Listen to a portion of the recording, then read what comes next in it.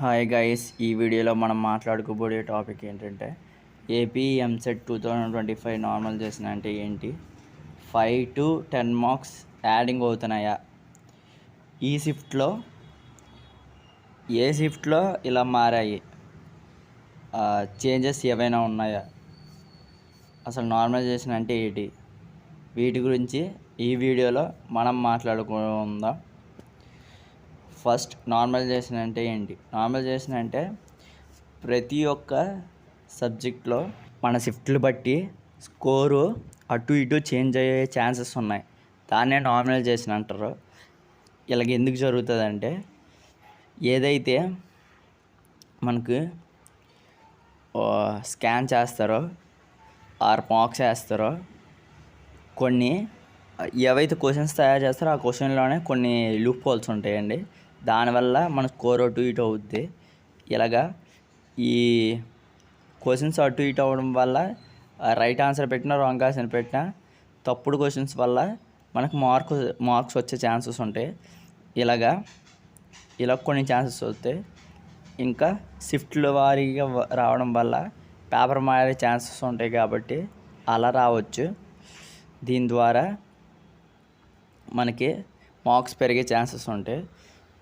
ఇలాగా ఈ మధ్య జరిగే ఎగ్జామ్స్లో షిఫ్ట్ల వారీగా ఆ రోజు యొక్క ఎగ్జామ్స్ రివ్యూ చూడగానే మనకి ఆ న్యూస్లో ఏం చెప్తున్నారంటే, ఇలాగా సఫిల్ అవుతున్నాయంట క్వశ్చన్స్. దానివల్ల షిఫ్ట్లు వేరేగా రావడం వల్ల ఏవైతే షిఫ్ట్ వేరేగా పెట్టారో వాటి వల్ల ఇంకొక 5 మార్క్స్, ఒక 10 మార్క్స్ యాడ్ అయ్యే ఛాన్సెస్ ఉన్నాయంట. మనకి ఎలా యాడ్ అయ్యే ఛాన్సెస్ ఉన్నాయంటే, ఒక 21-27 మధ్య మనకి ఎగ్జామ్స్ జరుగుతున్నాయి కదా. ఆ ఎగ్జామ్స్లో ఈ యొక్క 21-27 ఆఫ్ ఎగ్జామ్స్, డేట్ ఆఫ్ ఎగ్జామ్స్లో షిఫ్ట్లు వేస్తారు. ఆ యొక్క షిఫ్ట్ని బట్టి మనకి చేంజ్ చాలా జరగచ్చు. ఎలా అంటే, మరీ పరిధి 20 మార్కులు కాదు, కానీ ఒక 5 మార్క్స్ అలా పెరిగే ఛాన్సెస్ ఉంటాయి. ఈ మార్క్సే మన రేపు పొద్దున్న ఎంసెట్ ర్యాంక్ కార్డులో చిన్న మార్పులు చేర్పులు కాదు కానీ పెద్దగా చేస్తాయండి. హార్డ్గా ఒక 5 ఉండొచ్చు, ఒక 5 మార్కులు పెరగచ్చు, కానీ ఈ 10 మార్కులు అయినా పెరగదండి. చాలా యూట్యూబ్ ఛానల్లో నేను చూశాను. ఇది హైప్ చేస్తున్నారు, ఫుల్గా హైప్ చేసేస్తున్నారు. కానీ మనం ఏదో ర్యాండంగా ఏదైతే చేస్తామో, ఈ మధ్యన ఈజీగా 7-1-5 ఈ యొక్క ఫస్ట్ షిఫ్ట్లో మాత్రం ఇది చాలా కొంచెం వేగంగా జరిగింది. ఏదైతే జరుగుతుందో అది చాలా ఇంపార్టెంట్గా, చాలా రేదర్గా జరుగుతూ ఉంది. మనం చూసుకున్నట్టయితే ఈ నార్మలైజేషన్ కొంచెం ముందు వరకు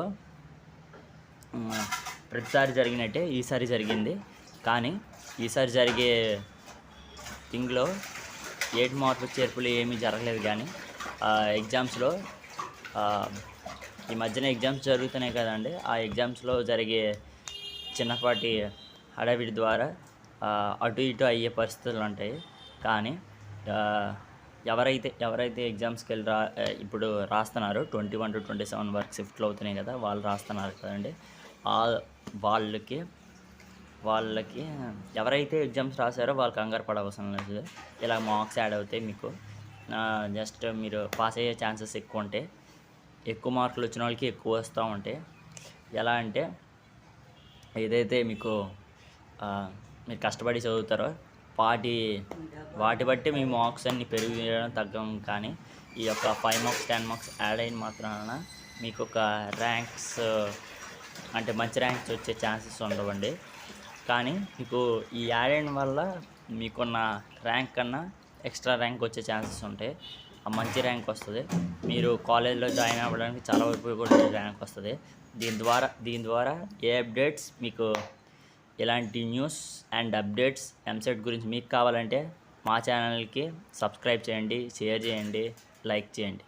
ఎంసెట్ బడ్డీ యూట్యూబ్ ఛానల్, ఈ యూట్యూబ్ ఛానల్కి మీరు సబ్స్క్రైబ్ చేయండి.